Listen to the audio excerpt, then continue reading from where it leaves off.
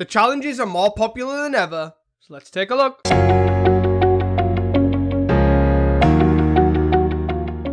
Hey guys, welcome back to Casting Commons, the show where we talk and discuss all things Pauper. I am your host Teasdale, and this is my co-host, the Shipwreck Sifters himself, Reese. Yes, you heard that right, that card is featured in a top 10 this week. So I feel like most people won't even know what that game is. I had to look it up on Scryfall. Need to watch more Curb Linksy and Strata games, clearly. That's what it's all about. Before we start, do not forget to support us by rating us 5 stars on Spotify, following us on Twitter at CastingCommons1 for the most recent Pauper deck lists, and of course, do not forget to subscribe to us on YouTube. Still busy, looking forward to finishing work for Christmas and being able to play Magic again. Although I've managed to play like a couple games of Duel Commander, but that's basically. You had a window to play some games of Magic the Gathering, and you decided to play Duel Commander over sticking your toes back into Pauper. Shame. It was more just the people that were there wanted to play Duel Commander more than anything. I have updated some Pauper decks that I do want to play. So when you got your giant deck out, did you like accidentally backhand them and say play Pauper as you backhanded them and then put it down? Is that what you did? Not quite. Just a quick one, obviously, regarding Reese is still moving. We're all still getting thing over Christmas and all that sort of getting ready for Christmas. So there's no actual Pauper thought this week, but we are in the middle of doing a 2026 Pauper bingo card in our Discord, which we'll have filled for next week. And so join the Discord is the main thing, which I know I harp on about every week, but join the Discord to take part in, obviously, who's making this bingo card. Like, all of us as a community are making this bingo card, and we'll cover it in next week's episode, just before Christmas, just for all of your listens and predictions for obviously next year. And we'll keep an eye and tick it off as we go through. Yeah, that's about as exciting as that Pauper thought goes. So I'll have to get my suggestion in. Get your suggestion in.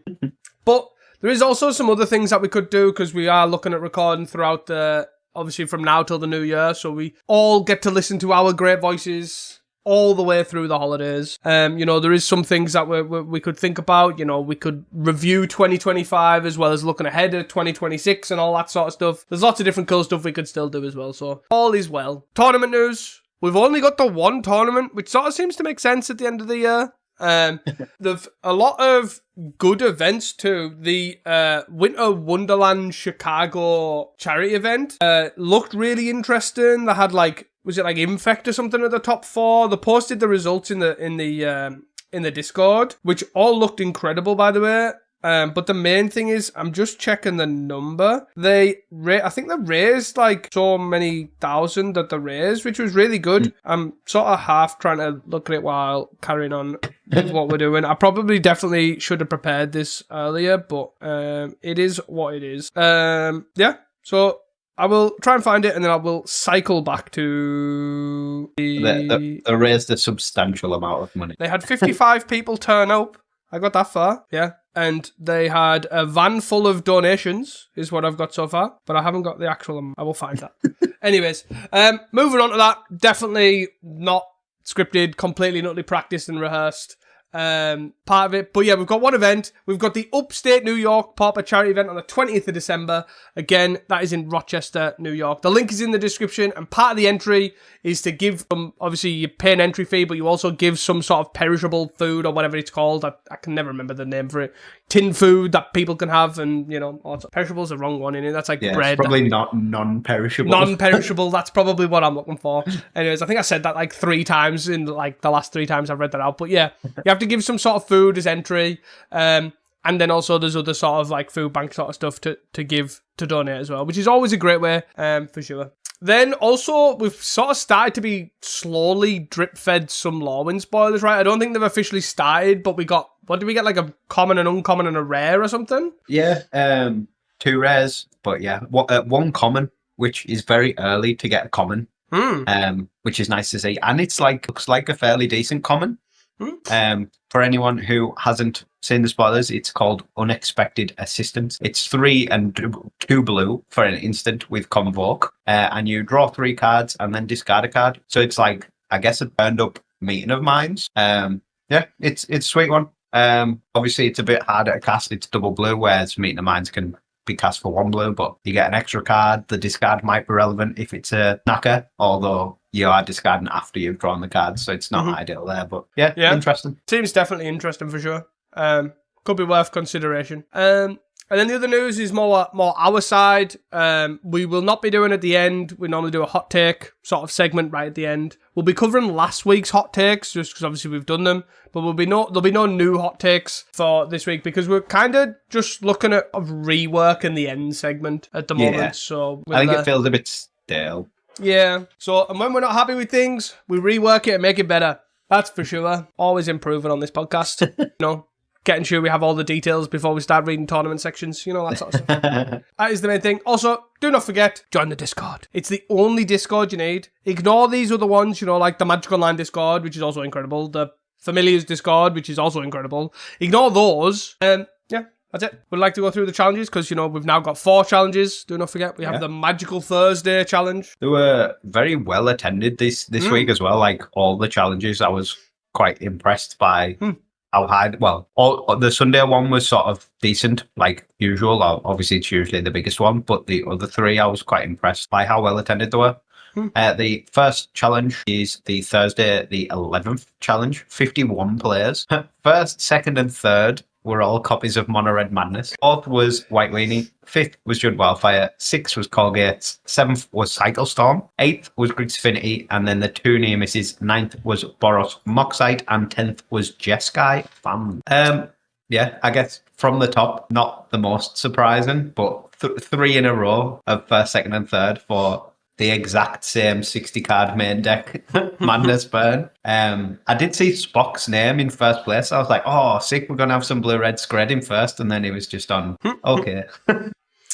Well, that's what he thinks how good, well-positioned blue-red Scred is, maybe. Or maybe just fancied, maybe they were double queuing as well. It is a Thursday, so maybe there's some other event on. But outside of that, sort of Colgates making a reappearance, White Weenie returning, and then Cycle Storm, which I feel like we haven't seen in quite a long time. Yeah, it's sort of not really changed. It's not really got any new cards, but it just now is the time to come back. Yeah, I find it quite interesting, right? Because obviously a lot of the high tide people were just like, when they think, we can try Cycle Storm, we can break Cycle Storm, and a few people went and tried to learn it and stuff, but it never transitioned into challenges. And then it took till now to be the first Cycle Storm player sort of after a challenge come back. And yeah, it's not too out the ordinary. It's nothing crazy, right? Yeah, I think the newest cards, the Chitin Gravestalker from Aether Drift is like the sideboard alternate plan of I'll play a 1-mana 5/4 and pretend I'm playing Terra. Other than that, they're sort of on the artifact land based sort of version, which isn't the other one to me is like the Tyrube, I'm an absolute psychopath run, these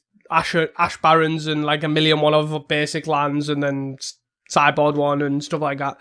That's the other sort of build, I guess, but this one's a lot obviously more streamlined, let's say. But yeah, nothing too crazy. Obviously used to run Deadly Dispute before that was banned, and now we're on Grim Search, right? Which is still pretty good. For Grim Search. Digs very, very deep. I'm assuming that's really the only benefit for the artifact lands. Obviously, you've got there's no bargains or stuff like that in place of the Deadly Disputes. It's literally just for Grim Search. Yeah, there's nothing really to do with them other than that, I don't think. But yeah, unfortunately not too much of an exciting Cycle Storm, but always cool for it to pop up. Pretty cool deck to see do well in the challenge. And another spicy one, the 10th place, Jeskai Fams from Crowns. On the discard old Modern Age Fams. Yeah, it just sort of shows, because obviously the TSP last week did a Jeskai Fams. I say Jeskai Fams, it was it's the same as this, right? It ran basically Pyroblasts in the board. A Fjord and a mountain. Yeah, a Fjord and a mountain. But they ran a Fire and Ice, was it, in the main deck? Obviously, the Cranes doesn't have that here. It basically is just a Modern Age Deep Analysis sort of Fams, but then has the red land for the Pyroblast, The Pyroblasts are interesting. It's more just what you want to beat, right? And it's got the versatility. Esper Fams has existed in the past, obviously, with Snuff Out. And then, I think looking at these lists, it literally is just whichever flavour you are personally, you personally prefer. Do you prefer the Modern Age or do you prefer Meet the Minds? They both have pros, they both have cons. Yeah, so it's just whatever flavour you sort of gel with the most. Pretty cool to see. A lot of different variations on Fams at the moment. and all doing pretty well. Then the only other thing I've got noted is flashback to the past in the 6th place Corgate sideboard of 2 Palace Sentinels. Feel like it's been a long time since I've seen this card in any deck. It used to be sort of a white weenie mainstay.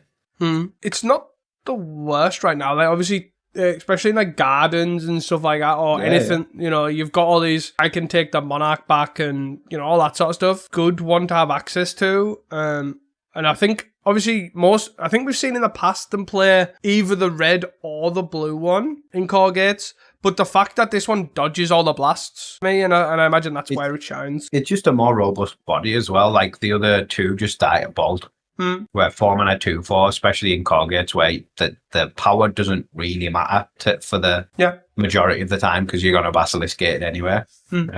Does seem like a much more reasonable body, especially at the anything else from you for the Thursday? Apart from, I would like to shout out, obviously, Viashino, as I do all the time. In 9th, still just grinding with this Moxite deck. Carnival, or whatever it's called, the red-white 13 life or less land, sort of seems to be becoming a mainstay as the 2 of still there in... The rest of the list just looks a lot more normal, though. There's no 5 drops, there's no, like, 3 mana pingers in the sideboard. No. Yeah, it looks a lot more fine-tuned, I guess. Yeah. Keep grinding. Moving on to the Friday, the 12th of December. 61 players on a Friday, which is pretty sick. First place, Mono Blue Terror. Second place, Flickertron. Third place, Black White Blade. Fourth place, Corgates. Fifth place, Garden. Sixth place, Rally Red. Seventh, Spy Walls. And 8th, Chund Wildfire. And then the 2 near misses. 9th was another copy of Corgates. And 10th was Grixis Affinity. Corgates popping off.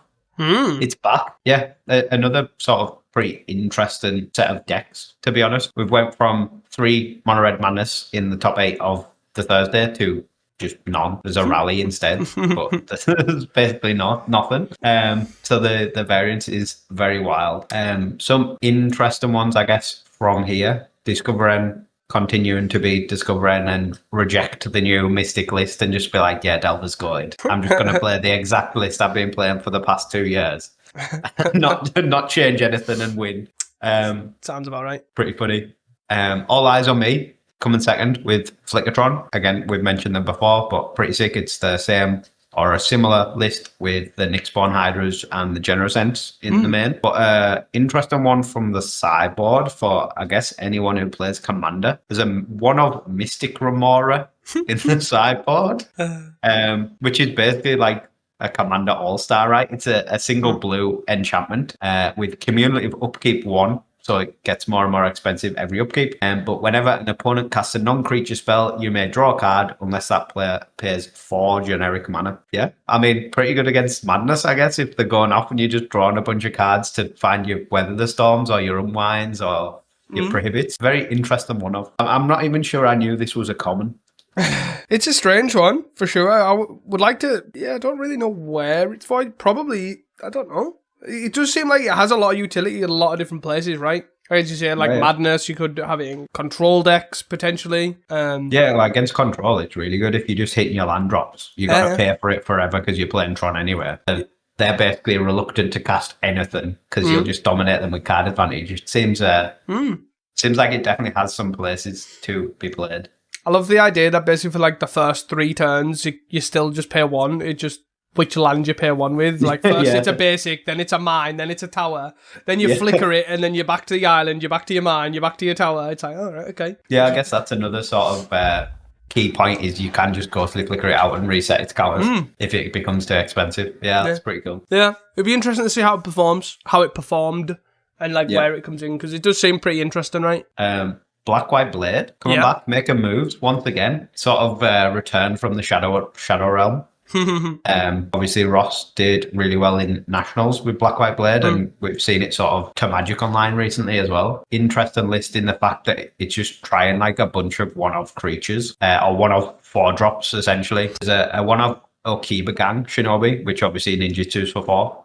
There's one of Mukatai Ambusher, which is the other ninja, the 3/2 lifelink ninja, which costs 4 but ninjutsu's for 2. And a one of Fawn as well, just to like, I don't know, choose your weapon basically. Yeah.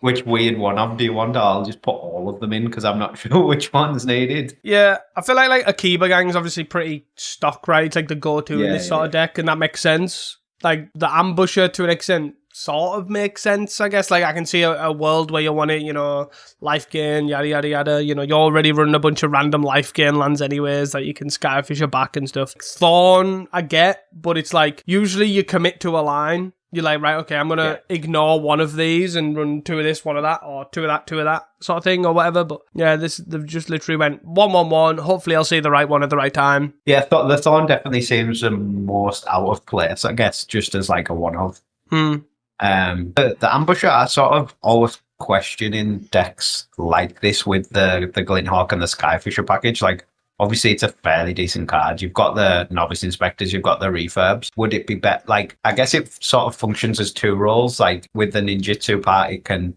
reset a Refurb and function like a Glinthawk or a Skyfisher. But then, is it not just worse than, I guess, a Navigator's Compass or something along those lines that you can just play and pick up and play and pick up and play and pick up? But that's the thing, though. Is it not just good enough because you can play and pick it up? Like, you can play and pick it up yourself. You can, like, bounce a Glinthawk and then bounce it again once you've played the Glinthawk. Yeah, but I feel like it just dies to a bolt. Yeah, I get... If you're against something that wants to kill it, they just kill it. Yeah, it is an interesting one for sure, because I don't know if it's like the gain 3 plus it picks it up plus it's an artifact for like obviously all the other random stuff. Is them taking the bolt to the Ambusher and meaning you can then bounce something else with your like Skyfisher, like a Radiant Fountain or a Crossroads? Like does it sort of add up because it's not going? Do you know what I mean? Because it's going to the Ambusher and not something else. And then it can take over the game if they don't have that answer, maybe. I don't know.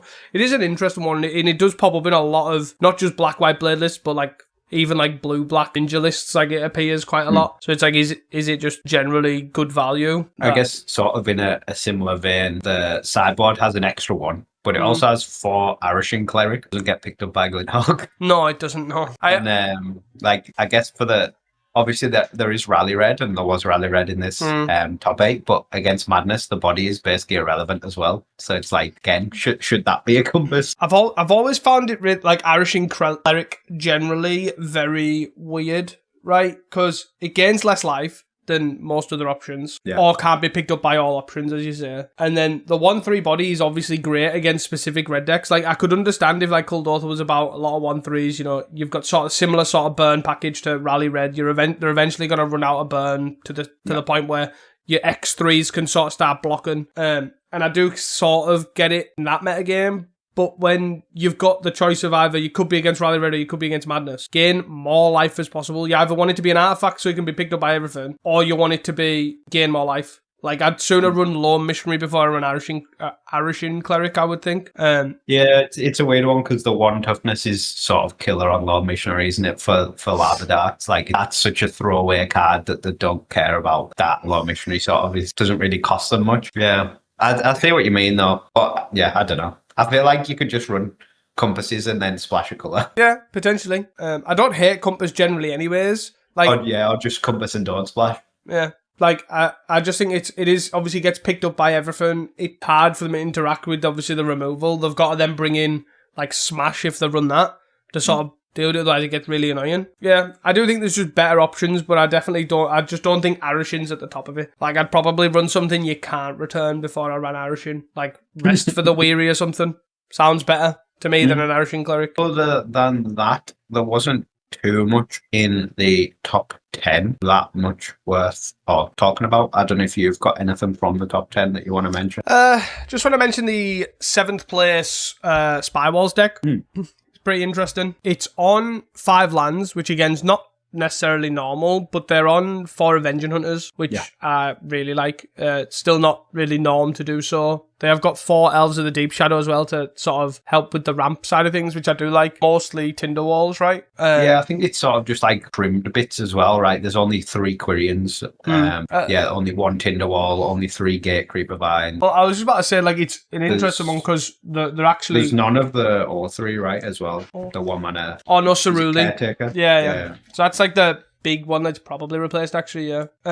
But I was going to say, it's because they're running Elves of the Deep Shard, it's quite nice because they're actually running an extra copy of Quirion, which is quite good. Because usually the spy walls, for some reason, are now down to like 2. I'm assuming, obviously, without like Priest of Titanium from a spy Elves perspective, like unless you're getting Quirion on an overgrown balance, it's not really doing much, like a caretaker sort of stuff. Yeah, I think like the list in general looks a lot cleaner to me. It has a good backup plan, a good way to utilize its mana.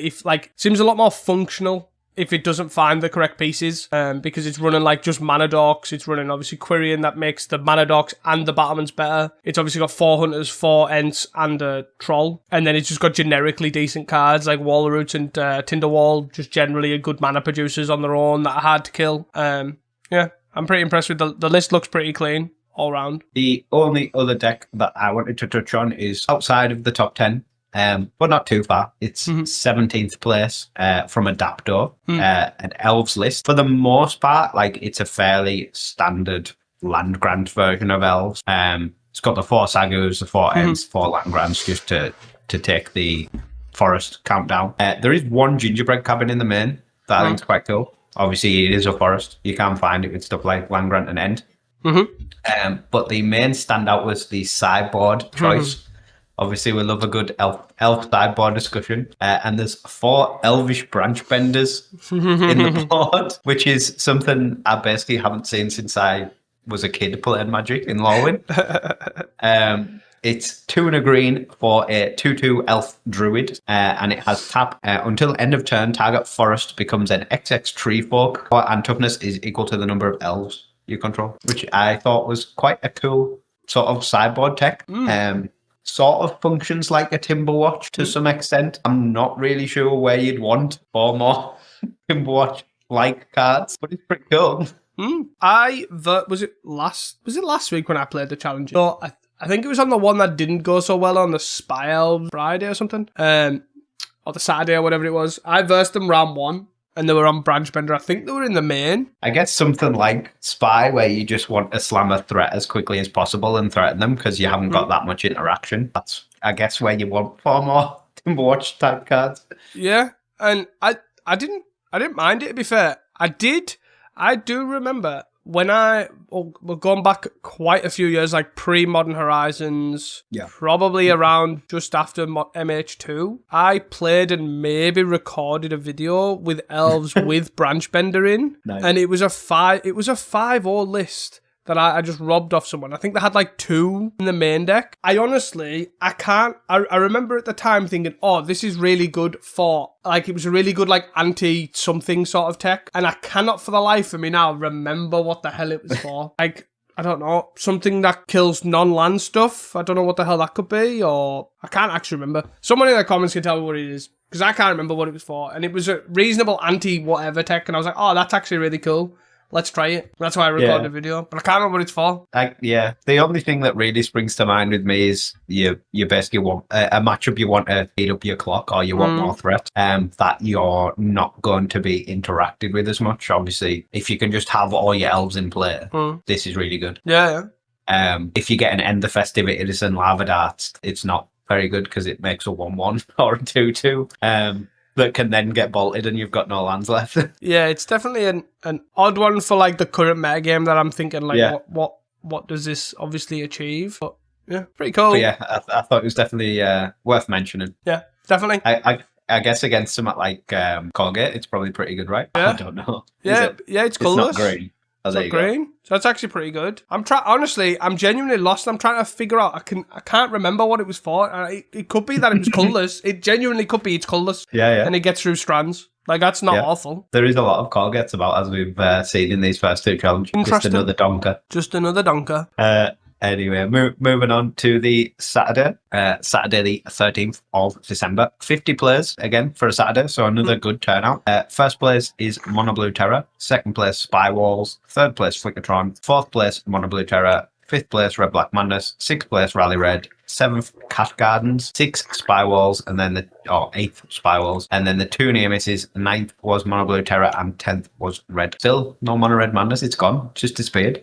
It was everywhere on Thursday, and then it was completely gone. People in back-to-back fights, discovering in first again with the Delver list with Basically no changes. Guys goated with the list. And All Eyes on Me, third instead of second, but still rocking the Nyxborn Hydra, Mystic Remora in the sideboard in Flickertron. Pretty cool to see. In terms of spiciness, feel like you want to talk about some Cauldron familiars? We've sort of touched on it previously with Faz, or True Name Nemesis as they're called. They've been on this like food gardensy, pestilency deck for quite a while. You know, they came 9th, was it a few weeks ago, and they were like, oh yeah, I missed on top 8 because of, you know, my game crashed last round or whatever it was. I can't remember. Something along them lines. I think it's still the same list because they still have bad choices like a one-off Go for the Throat and a one-off Doomblade in the deck, which I feel like we cover now. I don't know why they're all of a sudden become more popular, but why are people playing a one Doomblade and one Go for the Throat? Make bad deck building choices. Go nuts. But I don't hate this list. I don't hate the sort of shelling gardens, to be honest. Like, they've got 4 nutrient blocks, 2 heaped harvests, and 4 Lembus. It's sort of like their food package with 3 Cauldron Familiars, 3 Trolls, and 3 Pestilence. Cauldron Familiar is pretty good against Terror. You know, it makes the sort of reasonable matchup even better. Pretty hard for you to lose that. You've obviously got main deck Pestilence, which is obviously really good against all sorts of different decks, elves and all that sort of good stuff. I don't know if this is better than like the campfire-y gardens. Like, you run 3 campfires yourself, but I don't know if this is better than like the campfire gardens or the normal sort of Avenging Hunter gardens. I don't know. Truffaz has been running this list for quite a while now, actually. The Mono Blue Terror in 9th is Illuminati. They are playing the Murmur Mystic version that they have been pretty high on and jamming. 4 Demon Theory still, and 4 Ponder still as well. Pretty interesting sort of way to play if you think Delver's not good at the moment, or be sad when on turn 6 you draw Delver. This is definitely the version of Mono Blue Terror you want to play.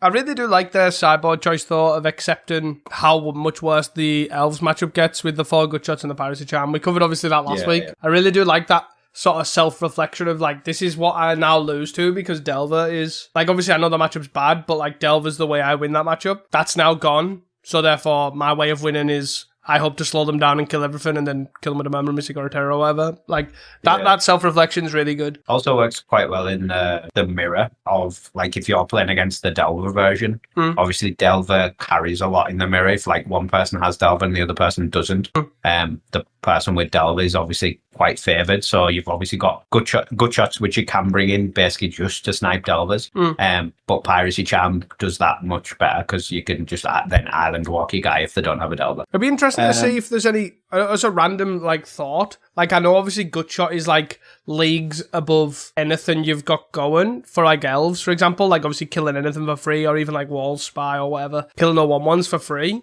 But the versatility of Piracy Charm, is it worthwhile to do a more of a split than just like this Piracy Charm's the 5th Gutshot? Like obviously I know Gutshot is the generic better ideal 1 damage because it's free, but gaining the other 2 modes, which aren't irrelevant in other matchups, like it'd be interesting to see if that's worthwhile. Like do like a 3-2 split, Gutshot to Piracy Charm, for example. I think it's probably heavily weighted on how good the Island Walk mode is at the time. Like the discard mode's basically nothing most of the time.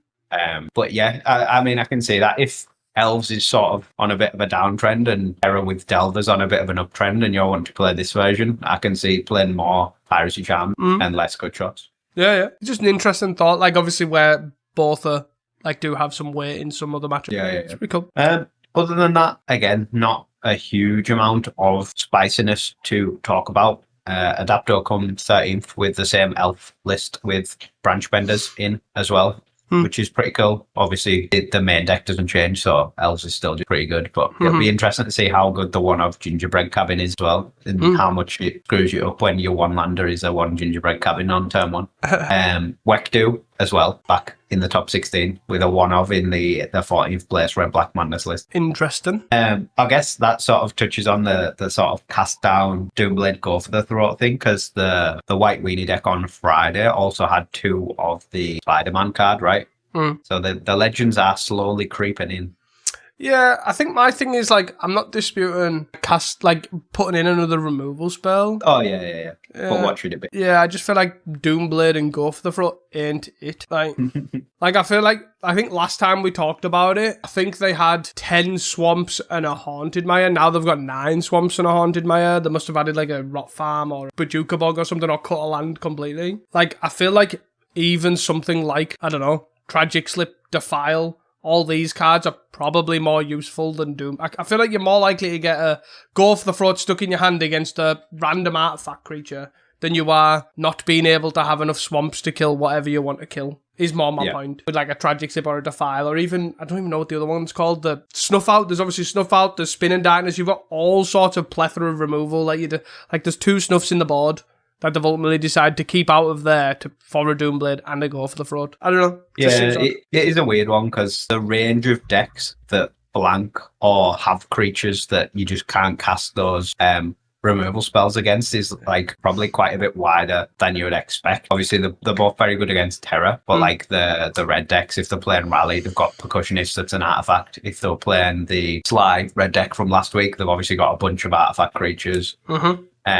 Any deck with Snacker, like, it's a black creature, so you can't Doomblade it. Which is a lot of decks at the moment. Spy has just random black creatures, like if the Mesfiend and just leave you with a Doomblade, like, okay, you've got a Doomblade.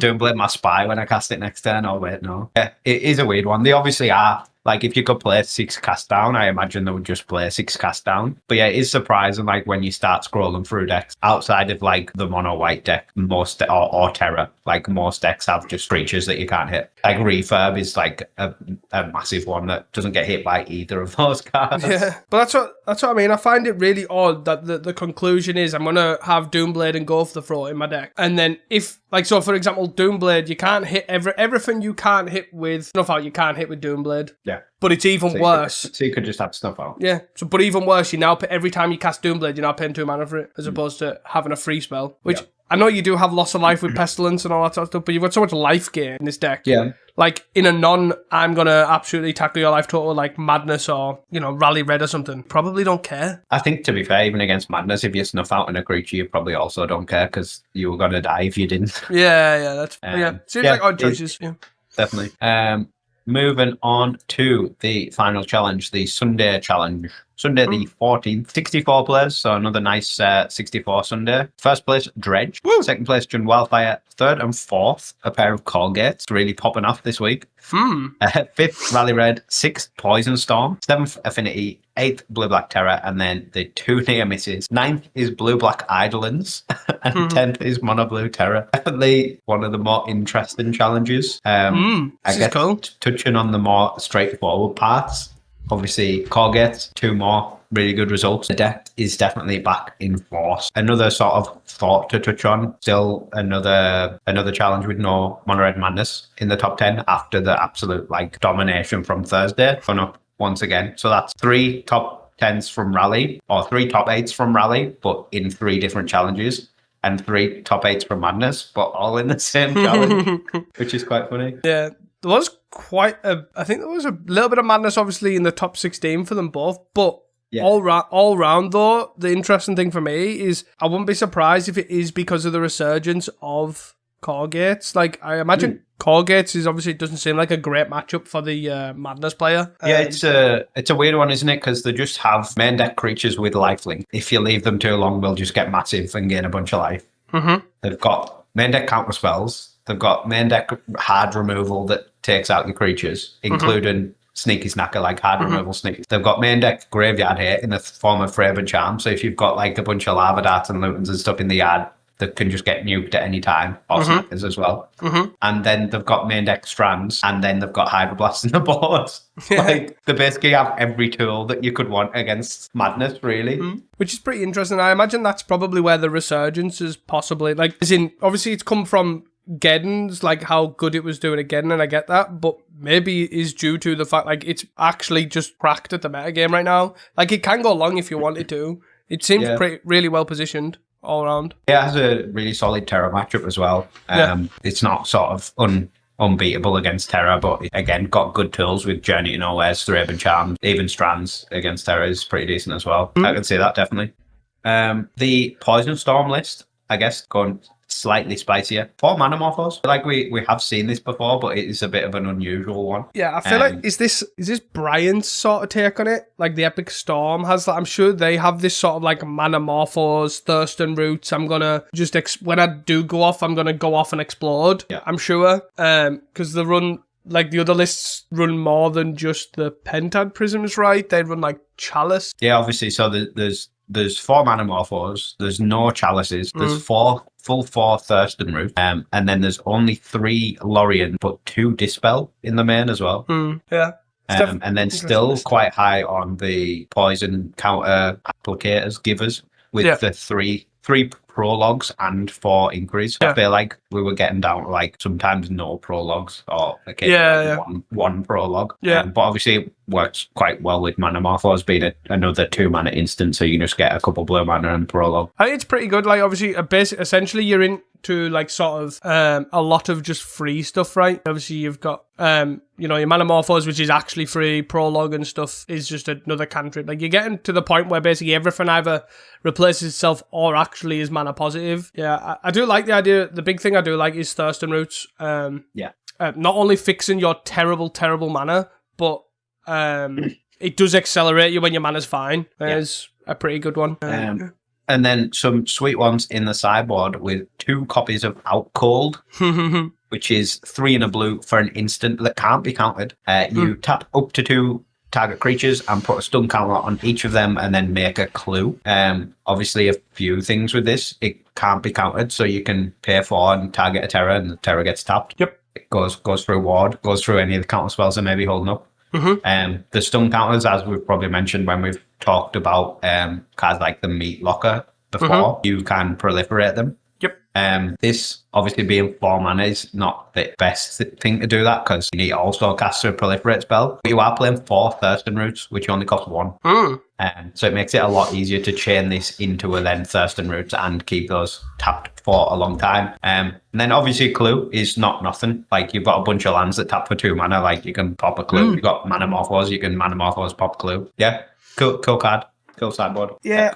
I think it's really interesting because there's the Meat Locker, which we've talked about previously. There's another one that also costs, I think, either 3 or 4 mana, but it taps 1 card and it puts like 3 stun counters on it. Or maybe it costs 2 mana actually, and it puts three stun counters on 1 card. And ultimately, like all of them have negatives, right? Like all of them have negatives and obviously positives.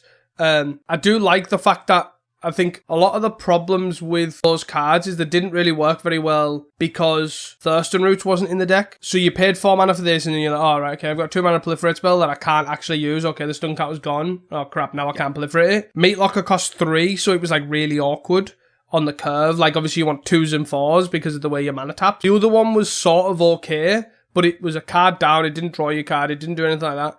And it sort of worked well in the other proliferate stuff, like obviously your 3 manas, your 2 mana proliferate spells, but it only did 1 card, and it still costs more with Terra, which is the where you really need this card, like this type of effect. But the fact that this can't be countered lets you go through Ward, which is incredibly strong.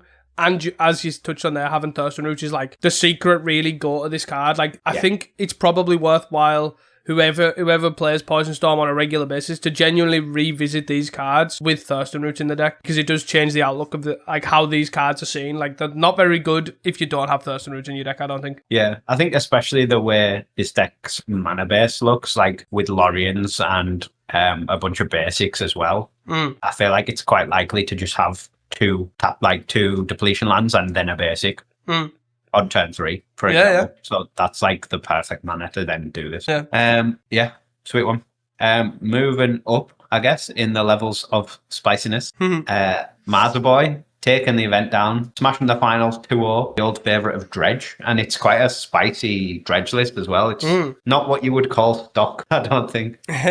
Creature-wise, the main standout is there's 4 Molten Gatekeepers in the main deck, taken after the red Dredge side of things. It's got the classic 2 momentary blinks also in the main, with a couple more in the side. And then obviously to support the mana requirements of momentary blink, there's 4 survivors encampment and 2 holdout settlement, which are the exact same card, right? Or one's a desert, which I guess is actually a bonus. Yeah. Oh no, we don't have the desert guy, do we? Town. It's town we're bothered about. But yeah, basically the exact same card. They tap for a colourless, and then they are basically a springleaf drum. I really like that. I don't know if this is like the list they ended up on, like when they stopped playing Dredge first time around, because I remember they did put like Acorn Harvest and Molten Gatekeeper in their deck, but I thought, I'm sure, was it not in the side or something? But then I don't know if it like made its way into the main and then they stopped playing it. I can't remember. But I really do like the idea of this list. It just shows that Dredge is clearly in a secretly goated spot, but nobody knows about it yet. Or maybe just Marzibor's a goal. I don't know which one it is, to be honest. It could be both. Pretty sweet list. I really do like the Molten Gatekeeper adding like an alternate win con, forcing people to pop early where they don't want to because Molten Gatekeeper's scary and stuff like that. Like, yeah, it kills from nowhere, eh? Yeah, definitely. I think it's an interesting one as well because you can, like, if you're not high enough to kill with a Lotleth Giant, you can unearth the Gatekeeper, like play a Wayfinder, play another creature, and then sack them all and Giant. Or it also gives you the option, like Acorn Harvest, obviously good to Dread Return from nowhere because it adds 2 guys, but obviously Dread Return needs 3 guys. So if you've got a completely empty board, you can unearth the Gatekeeper, flashback a Acorn Harvest, ping them for 2, and then Dread Return a Giant out of nowhere. Yeah, it's a sweet one. I like it. Sideboard as well is using some tech that he was working on previously with the 2 Death Spark, a very weird card that basically pings things for 1 and returns to your hand. The 4 Gnaws obviously going into the main, into the side, from the main, basically to make room for stuff like Momentary Blink. Yeah, cool. Dredge, nice to see Dredge back. Just for those, I imagine it's due to the Gnaws in the side. I imagine that Marzboy feels like the metagame's very what I'm looking for. You need the like combo finish more than he obviously needs the life gain. Very fast. It needs like I imagine they're gonna squeeze wins against decks like Madness and Rally Red being extra fast, where obviously Gnaw to the Bone doesn't help you against like where they kill you quite quickly. Yeah. It did get to that point with Brood Scale as well, where you just needed to play faster. Obviously this version plays the Momentary Blink to do a lot of that. Like if you've only got 10 guys in the yard or 8 guys or whatever in the yard, you can get your Giant back and then blink it and double tap them. Obviously previously that was done with cards like Tainted Strike. But if you can support the mana for Momentary Blink, it's obviously a lot more versatile than something like Tainted Strike. Yeah, definitely. I guess the other main thing to note is because of the change in the mana base, there's basically only 4 forests as basic lands, and then a wooded ridgeline and a haunted mire.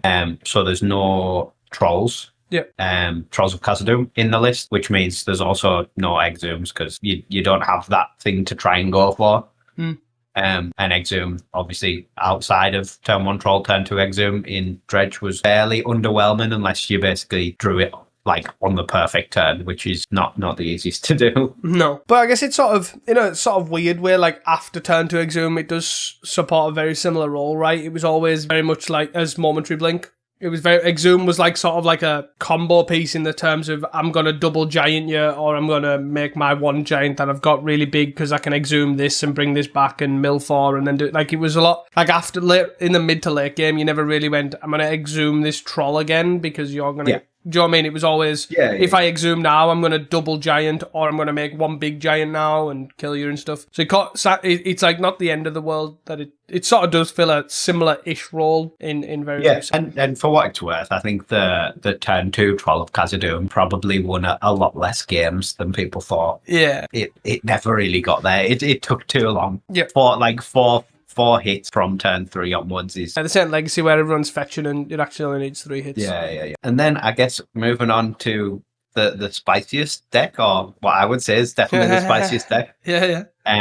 From One Thief in 9th. Blue Black Eidolons is a phrase that I have not said in Pauper in a long time. Definitely brought back to life by abandoned attachments. It's the perfect card for this deck.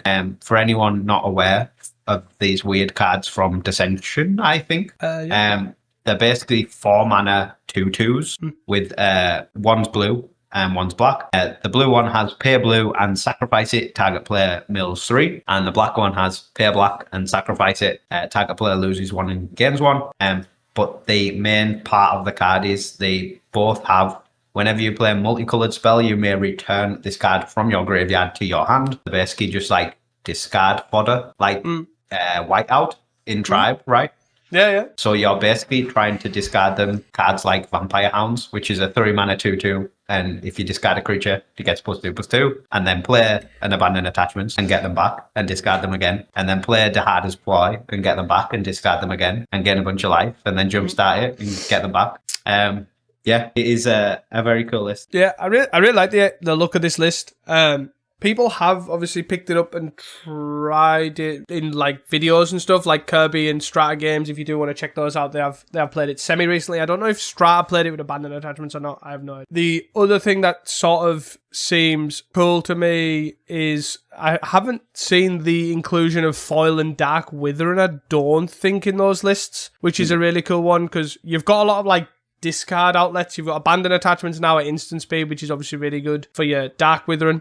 And you've got like Kitchen Imp and stuff and Modern Age and this Shipwreck Sifters, which obviously we talked about at the very, very start, that people probably won't know what that card is. But it does actually get a pretty big threat, but that's a pretty side point. But yeah, I really do like that, the fact that Abandoned Attachments now has allowed you to include mainly Dark Withering into the deck. So they've got like a 2-2 split of Cast Down and Dark Withering, which is pretty cool. I think Abandoned Attachments really is just the perfect card for this deck. It's an instant, it's multicolored. It discards, it draws cards. Like, you can even just Abandoned Attachments, discard an Eidolon, and then get it back later, like with another Abandoned Attachments. It's pretty perfect. And as you said, the Shipwreck Sifters, I guess fairly recent one in terms of Eidolons, given the From Dissension, is a 1 and a blue for a 1/2 spirit. When it enters, you draw a card and discard a card. So again, works sort of on theme. But whenever you discard a spirit card, you can, or a card with Disturb, which I don't think this deck plays, you can put a +1/+1 counter on Shipwreck Sifters. So you're comboing off, binning all these Eidolons, getting them back, and then you just have a huge guy for your trouble. Yeah, which is not nothing.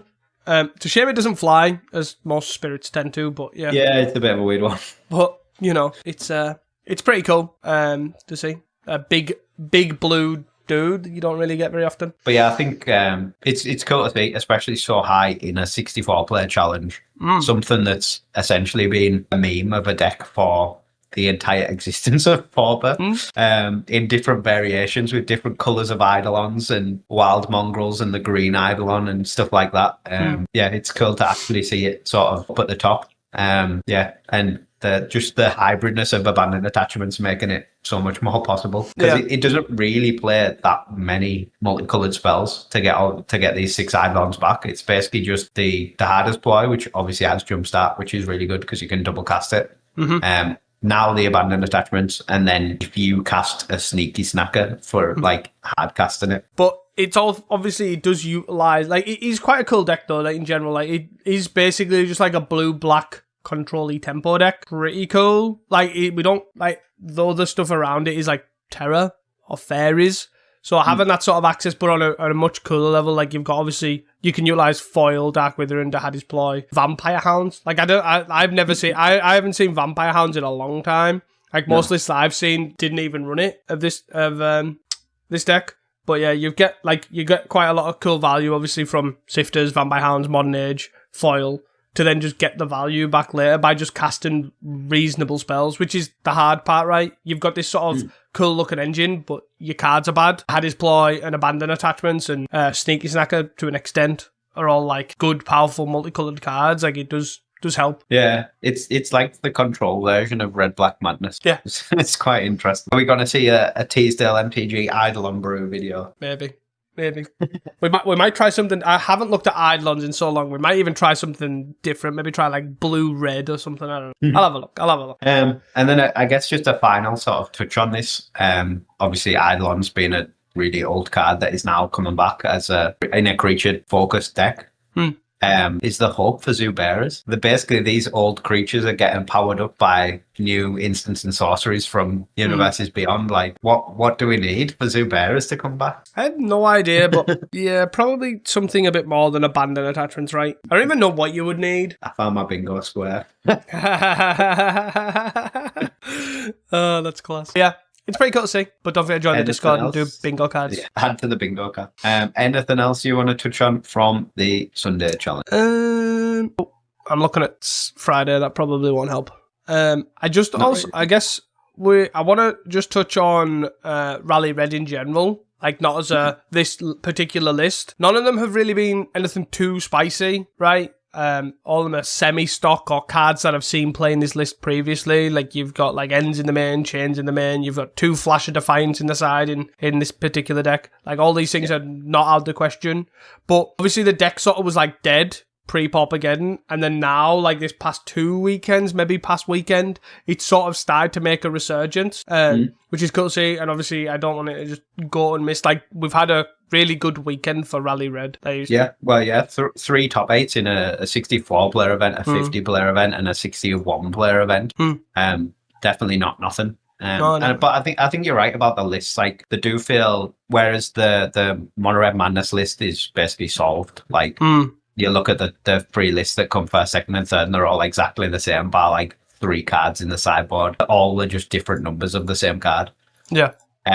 These lists, apart from, I guess, the creatures, which, like, 20 creatures, whether you've got an extra Ginger Brute or not is sort of here nor there, but you've got the 20 creatures. But then, I guess you've got your 20 creatures and your 8 instant burn spells with the Gall Blast and Lightning Bolts. Yeah. Outside of that, I feel like it's pretty open. Like, how many impulses do you want versus simps? Like, do you want less simps and more impulses? Do you want more simps and less impulses? Are you playing Chain Lightning? Do you need that extra burn? Are you playing Fire Blast? Do you need End of Festivities in the main? There's a lot of tweaking that feels like unsolved, like pretty open still. Yeah, and they are all like complete. Like obviously, the one that we're talking about on the Sunday runs 2 synths, right? Like which, and 2 chains. Like it's nuts how all over the place they are. Even to the degree of the sideboards as well. Like there's sideboard tech that some of them aren't playing, some of them are playing. Like some of them running Flash, some are running Mind Collapse. Should we touch on the hot takes from last week? The first listener hot take was that Colgates would overtake FAMs as the blue-white deck of choice. Definitely looking at the top 10 seems to be the case. Colgates had again, like talking about Rally Red having a good weekend. Colgate's had a really good weekend. Yeah, but obviously I think both decks are very, very viable. Like we had obviously the Jeskai FAMs in the top 10. I think you're always going to get, like if Colgate is played, I feel like you're always going to get more Colgate than FAMs, just because FAMs, no matter how good it is, how many people like to pick that up? Like, as you said, they value their time quite a lot. Like, obviously, the proficient... Most people that pick it up are very good at the deck anyways, if you know what I mean. Where you can still win games in a reasonable time frame with Colgates, even though it can control and go longer and stuff. I think it's cool to see it make a massive resurgence, to be fair. Yeah. The next one is that Rally Red... this is from Aftershock, is Rally Red will overtake Madness in popularity, and then they did say in the next few months. And it does seem like it's kind of trending that way, to be fair, since Madness did really well last weekend and there was no Rally Red or very little. And now it's sort of on par, as we said, we've had 3 in 1 challenge and then none in the rest, and then all the rallies over the weekend. I get that sort of trend. It might, if it keeps going that way, then you might end up getting a dip in Madness. But yeah, I think Madness is still generally more popular overall.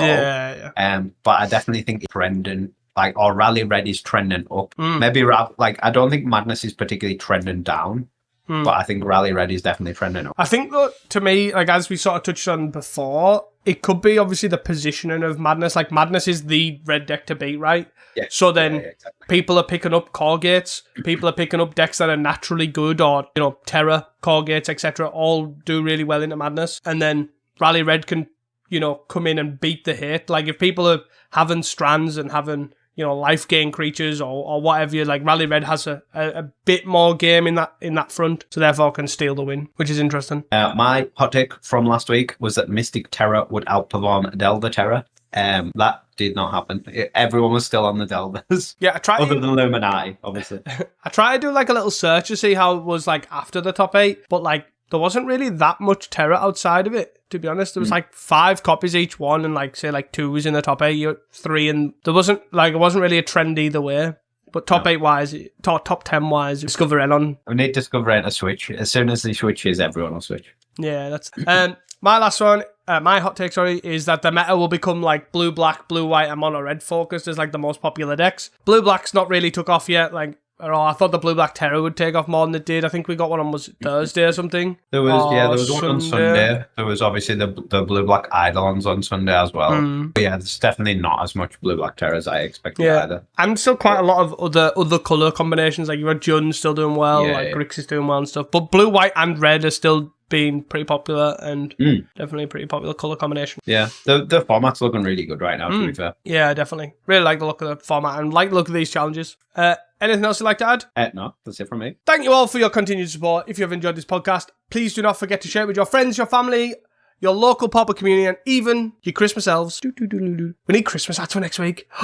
That's what we need. Christmas hats. On the Discord and tell us if we need Christmas hats. That's what we need to know. That is all from us at Casting Commons. Until next time, and don't forget to stay hydrated.